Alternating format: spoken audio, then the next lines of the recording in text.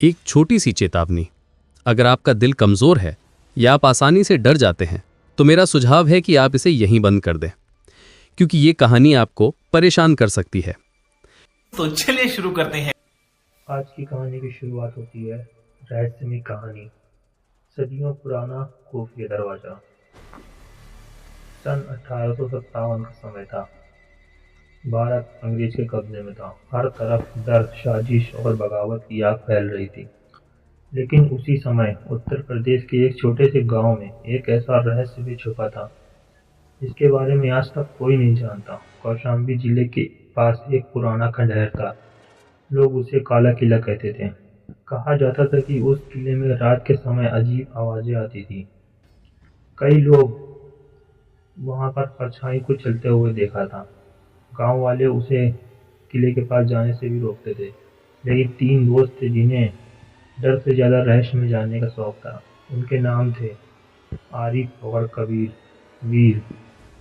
तीनों बचपन से ही बहुत जिज्ञासु थे। एक दिन शाम को तीनों नदी के किनारे बैठे थे। तभी वहां एक बूढ़ा आदमी उनके पास आया। उनकी आंखें बहुत ही अजीब थीं और आवाज बहुत धीमी थी। उसने कहा, अगर सच में हिम्मत है तो काला किला जाकर दिखाओ। तीनों दोस्त चौंक गए। वीर ने पूछा, वहां ऐसा क्या है? बूढ़ा आदमी धीरे से मुस्कुराया और बोला, वहां एक ऐसा दरवाजा है जो हर 100 साल में एक बार खुलता है। कबीर ने हंसते हुए कहा, ये सब कहानियां हैं। लेकिन बूढ़ा आदमी गंभीर हो गया। उसने कहा, नहीं, ये कहानी नहीं, सच है। उस दरवाजे के पीछे एक खुफिया रास्ता है और उस रास्ते के अंत में एक ऐसा राज छिपा है जिसके लिए अंग्रेज भी पागल थे। अब तीनों दोस्त चिलचिला उठे। आरिफ ने पूछा, कैसा राज? बूढ़े आदमी ने चारों तरफ देखा जैसे कोई उसकी बातें सुन रहा हो। फिर वो धीरे से बोला, एक खजाना। लेकिन वो सोने चांदी का खजाना नहीं, वो उससे भी ज्यादा खतरनाक। तीनों दोस्त अब पूरी तरह आत्सुक हो चुके थे। लेकिन तभी बूढ़ा आदमी अचानक चुप हो गया। उसकी नजर दूर जंगल की तरफ टिक गई और उसका चेहरा डर से सफेद हो गया। उसने कांपती आवाज में कहा, वे लोग फिर आ रहे हैं। तीनों दोस्त ने पूछा, मुड़कर देखा। जंगल के अंधेरे में कुछ लोग खड़े थे। उनके हाथों में लालटेन थी और उनके कपड़े अंग्रेजी सैनिकों जैसे लग रहे थे। लेकिन अजीब बात यह थी, उनके चेहरे दिखाई नहीं दे रहे थे, जैसे अंधेरा ही उनके चेहरे को छिपा रहा हो। बूढ़ा आदमी अचानक उठ खड़ा हुआ और जल्दी से बोला, अगर जिंदा रहना चाहते हो तो आज रात किले मत जाना, क्योंकि आज दरवाजा खुलने वाला है। इतना कहकर वो तेजी से अंधेरे में गायब हो गया। तीनों दोस्त एक दूसरे को देखने लगे। कुछ देर तक वहां सन्नाटा छाया रहा। फिर वीर बोला, मुझे लगता है हमें आज ही किले में जाना पड़ेगा। कबीर ने भी हाँ कर लिया। लेकिन आरिफ के दिल में अजीब सा डर बैठा हुआ था। फिर भी उसने कहा, ठीक है, आज रात चलते हैं। रात के ठीक 12 बजे तीनों दोस्त टॉर्च लेकर किले की तरफ बढ़ रहे थे। चारों तरफ घना अंधेरा था। हवा बहुत तेज चल रही थी और पेड़ों की टहनियां अजीब आवाज कर रही थी, जैसे कोई उनका पीछा कर रहा हो। कुछ देर बाद वे किले के सामने खड़े थे। वो किला बहुत विशाल था और उसकी दीवारें टूटी हुई थी। ऐसा लग रहा था जैसे सदियों से कोई वहां आया ही नहीं। लेकिन तभी किले के अंदर से एक रोशनी दिखाई दी। तीनों दोस्त चौंक गए। वीर ने धीरे से कहा, अंदर कोई है? आरिफ ने डरते हुए कहा, या फिर कुछ और? तीनों धीरे धीरे किले के अंदर गए। अंदर बहुत सन्नाटा था, लेकिन दीवारों पर अजीब निशान बने हुए थे, जैसे कोई गुप्त भाषा लिखी हो। किले के अंदर से जोर से आवाज आई, धड़ाम, जैसे कोई भारी दरवाजा खुला हो। तीनों दोस्त उस आवाज की तरफ दौड़े और जो उन्होंने देखा उसे देखकर उनके पैरों तले जमीन खिसक गई। किले के बीचों बीच जमीन के नीचे जाने वाली एक सीढ़ी खुल चुकी थी और नीचे से नीली रोशनी आ रही थी। कबीर ने डरते हुए कहा, यही वो दरवाजा है। लेकिन तभी सीढ़ियों के नीचे से किसी की आवाज आई, बहुत धीमी, बहुत ही डरावनी, आखिर कोई आ ही गया। तीनों दोस्त डर से जम गए और फिर सीढ़ियों के नीचे एक परछाई धीरे धीरे ऊपर आने लगी। तीनों दोस्त की सांसें तेज हो गईं। वीर ने टॉर्च उस तरफ घुमाई, लेकिन टॉर्च की रोशनी उस परछाई तक पहुंचते ही बुझ गई।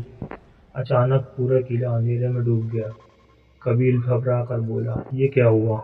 आरिफ ने कांपती आवाज में कहा, किसी ने टॉर्च बंद कर दी। लेकिन उनके हाथ में टॉर्च अभी भी थी और किसी ने उसे छुआ भी नहीं था। नीचे से आती नीली रोशनी और तेज हो गई। सीढ़ियों के नीचे से फिर वही आवाज आई, बहुत भारी, तुम लोग देर से आए हो। तीनों दोस्त डर से एक कदम पीछे हट गए। वीर ने हिम्मत करके पूछा, तुम कौन हो? कुछ सेकंड तक सन्नाटा रहा, फिर अचानक सीढ़ियों के नीचे से ठंडी हवा और एक झोंका आया। इतना ठंडा कि तीनों के हाथ सुन्न होने लगे। कबीर धीरे से बोला, मुझे अच्छा नहीं लग रहा। लेकिन वीर ने कहा, अब वापस नहीं जाएंगे। इतने दूर आए हैं तो नीचे भी जाएंगे। आरिफ का दिल बहुत जोर से धड़क रहा था। फिर वही उनके साथ नीचे जाने को तैयार हो गया। तीनों धीरे धीरे सीढ़ियों के नीचे उतरने लगे। हर कदम पर अजीब सी आवाज गूंज रही थी, जैसे कोई उनके पीछे भी उतर गया हो।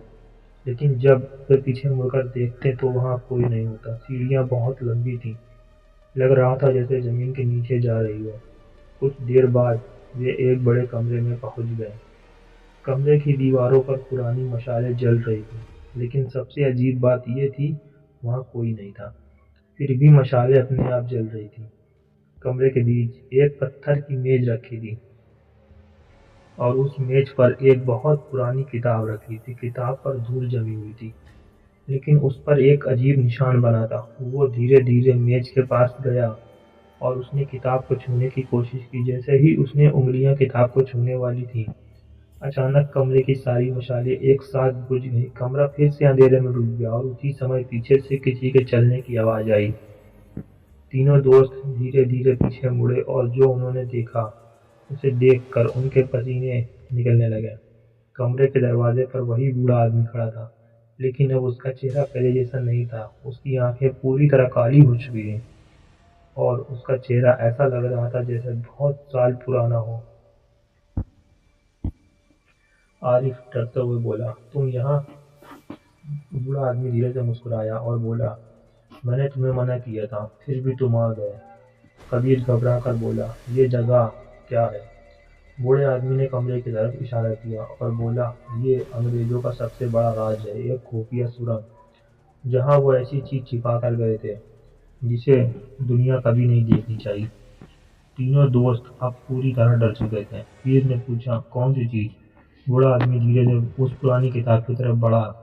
उसने कांपते हाथों से किताब उठाई और बोला, ये किताब मौत को बुला सकती है।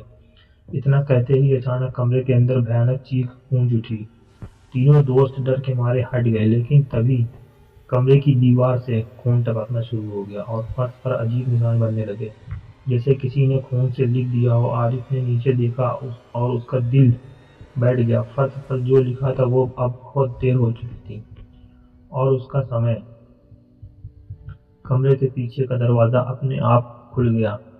अंदर घना अंधेरा था, लेकिन उस अंधेरे के अंदर कई लाल आंखें चमक रही थीं और धीरे धीरे कुछ परछाइयां उनकी तरफ बढ़ने लगीं। अंदर गहरा अंधेरा था, लेकिन उस अंधेरे में कई लाल आंखें चमक रही थीं। तीनों दोस्त डर के मारे पीछे हट गए। कबीर की आवाज कांप रही थी, ये है क्या? बूढ़ा आदमी चुप खड़ा हुआ। उसके हाथ में वही पुरानी किताब थी। अचानक वो धीरे से बोला, ये वही है जो कभी इस किले से बाहर नहीं निकल पाए। आरिफ ने डरते हुए पूछा, कौन? बूढ़ा आदमी बोला, 1857 में यहाँ बहुत सारे कैदी लाए गए थे। अंग्रेज उन पर अजीब प्रयोग करते थे। वीर ने हैरानी से कहा, कैसे प्रयोग? बूढ़ा आदमी धीरे से बोलने लगा। उसकी आवाज भारी और डरावनी हो गई थी। वो इंसानों की आत्मा को काबू करना चाहते थे, मौत के बाद भी आत्मा को जिंदा रखना चाहते थे। कमरे का तापमान अचानक बहुत ठंडा हो गया।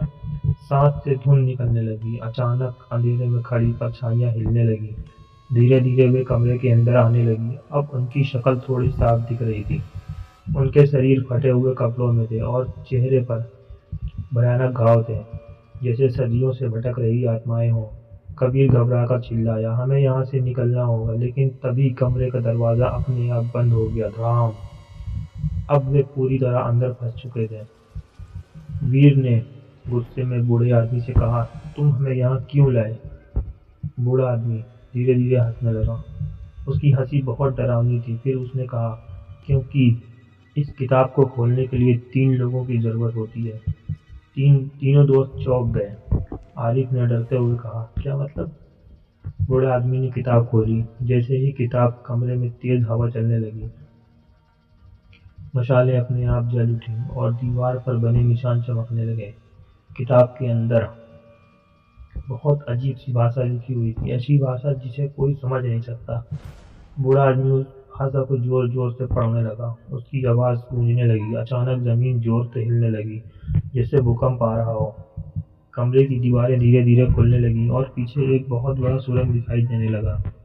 लेकिन उस सुरंग के अंदर बहुत बहुत भयानक, वहां जमीन पर सैकड़ों कंकाल पड़े थे और दीवारें से जंजीर लटक रही थी, जैसे किसी को यहाँ कैद करके रखा गया हो। अचानक एक कंकाल हिलने लगा, फिर दूसरा, फिर तीसरा, फिर चौथा।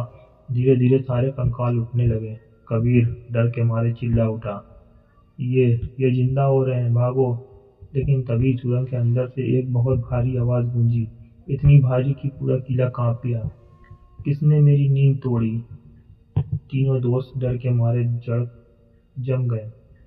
सुरंग के अंदर गहरा अंधेरा था, लेकिन धीरे धीरे उस अंधेरे में एक विशाल परछाई आने लगी। उसकी ऊंचाई इंसानों से कई गुना ज्यादा थी और उसकी आंखें आग की तरह चमक रही थी। बूढ़ा आदमी अचानक घुटनों पर बैठ गया और डरते हुए बोला, मालिक, मैंने दरवाजा खोल दिया। तीनों दोस्त अब समझ चुके थे, यह बूढ़ा आदमी कोई साधारण इंसान नहीं था, वो किसी बहुत खतरनाक चीज को आजाद करना चाहता था। तभी वह विशाल परछाई और पास आ गई।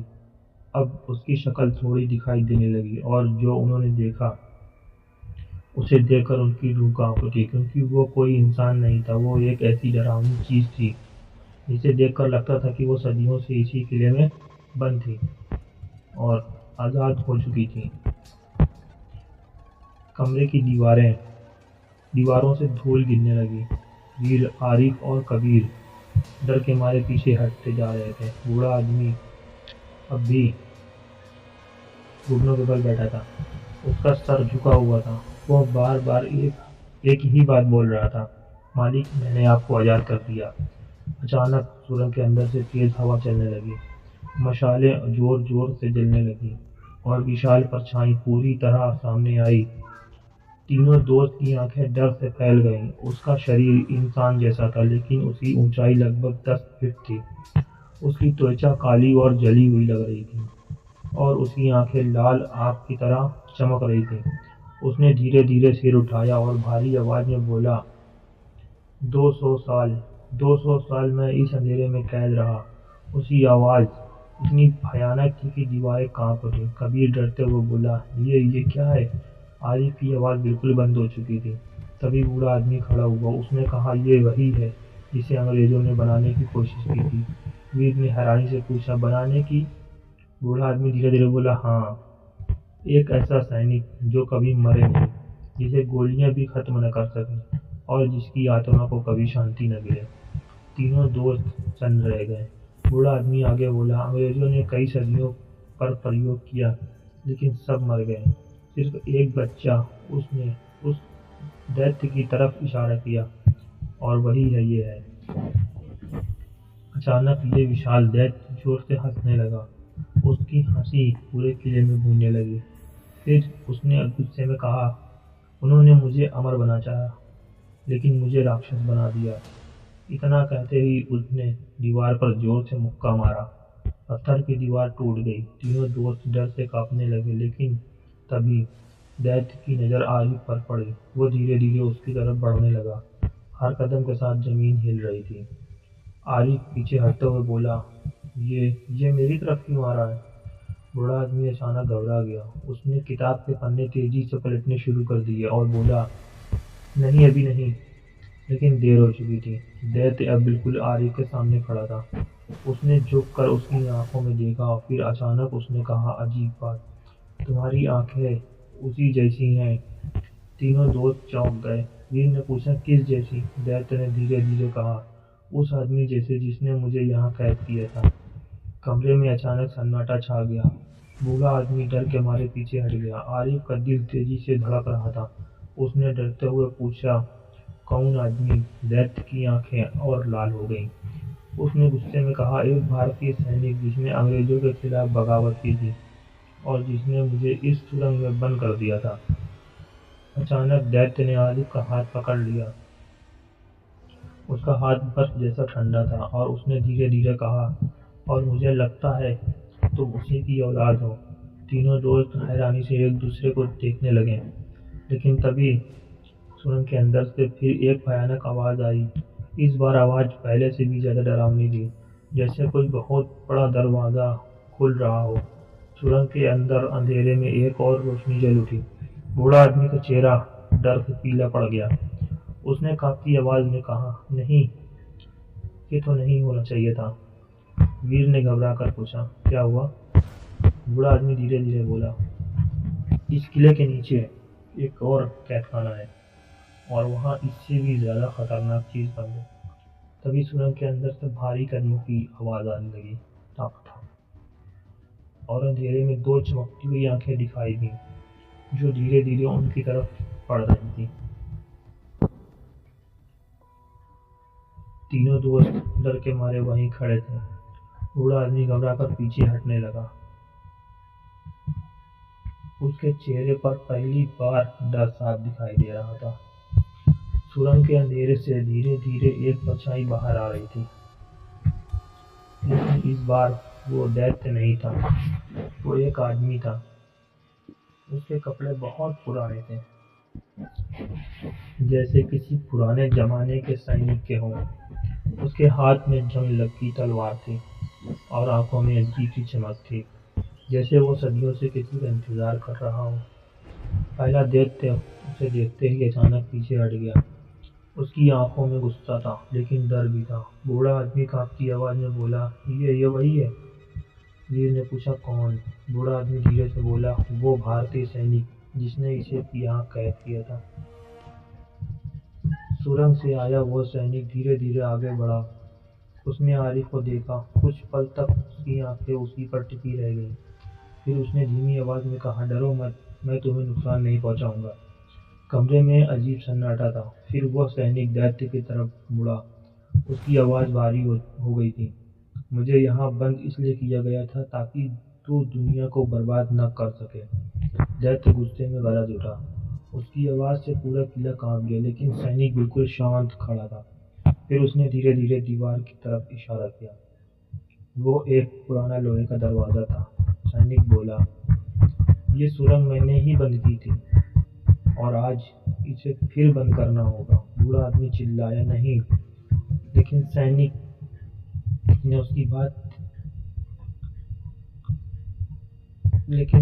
उसकी बात की तरफ देखा और उसकी आंखें चमक उठी। बूढ़ा आदमी डर के मारे जमीन पर गिर पड़ा। सैनिक ने आरिफ से कहा, तुम्हारे खून में वही हिम्मत है जो मेरे अंदर। अब ये काम तुम्हें पूरा करना होगा। आरिफ समझ नहीं पा रहा था क्या हो रहा है, लेकिन उसने हिम्मत करके पूछा, क्या करना होगा? सैनिक ने उस पुरानी किताब की तरफ इशारा किया, इसे बंद करो और ये दरवाजा हमेशा के लिए सील कर दो। आरिफ धीरे धीरे आगे बढ़ा।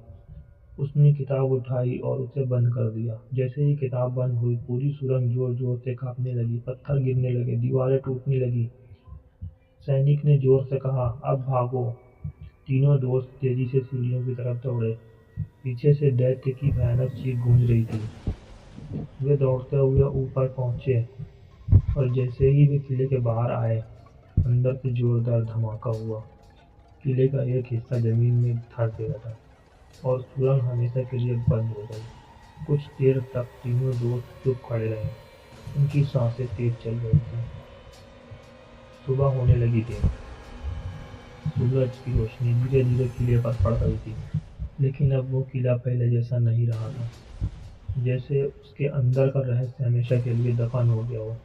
आरिफ ने आखिरी बार पीछे मुड़कर किले की तरफ देखा और धीरे से बोला, शायद कुछ राज हमेशा राज ही रहने चाहिए। उस दिन के बाद तीनों दोस्त ने कभी उस किले की तरफ वापस नहीं देखा, लेकिन आज भी कौशाम्बी के उस पुराने किले के बारे में लोग कहते हैं कि रात के समय वहां से कभी कभी अजीब आवाजें आती हैं, जैसे कोई अब भी उस बंद सुरंग के अंदर जाग रहा हो। और दोस्तों, कहते हैं कि उस किले की सुरंग तो बंद हो चुकी थी, लेकिन आज भी कभी कभी आधी रात को वहां से किसी के चलने की आवाज़ें आती हैं, जैसे कोई अब भी अंधेरे में कैद हो और बाहर आने का इंतज़ार कर रहा हो। अगर आपको ये रहस्यमयी कहानी पसंद आई हो तो वीडियो को लाइक करें, चैनल को सब्सक्राइब करें और ऐसी ही डरावनी कहानियों के लिए जुड़े रहें टाइम गेट स्टोरी के साथ, क्योंकि अगली कहानी शायद इससे भी ज़्यादा खौफनाक। हर कहानी सच्ची है, हर घटना असली है। तो दोस्तों, अगर आपको ये टाइम गेट स्टोरीज पसंद आ रही हैं तो चैनल को सब्सक्राइब करना मत भूलिए, वीडियो को लाइक करिए और कमेंट में बताइए कि आप कौन सी कहानी सुनना चाहते हैं। आपके प्यार से ही मिलती है मुझे ऐसी अमेजिंग स्टोरीज लाने की एनर्जी। तैयार हैं समय की यात्रा के लिए?